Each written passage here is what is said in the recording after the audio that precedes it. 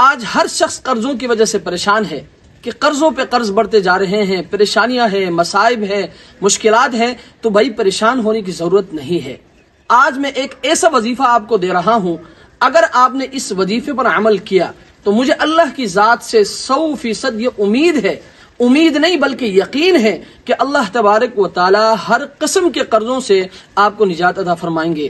وہ وظیفہ یہ ہے کہ آپ نے ظہر کی نماز کے بعد تنہائی میں بیٹھ کر، چاہے مسجد میں ہو یا گھر پہ ہو، اگر مسجد میں بیٹھنا ہے تو آپ نے کسی ایک کونے میں بیٹھنا ہے، اگر گھر میں بیٹھنا ہے تو آپ نے ایسے جگہ کا انتخاب کرنا ہے جہاں بچوں کا شور شرابہ نہ ہو، تو ایسے جگہ میں بیٹھ کر یعنی تنہائی میں بیٹھ کر ظہر کی نماز کے بعد آپ نے 100 مرتبہ پڑھنا ہے اللہم صلی علی محمد وعلی آلہ وبارک وسلم۔ کیا پڑھنا ہے؟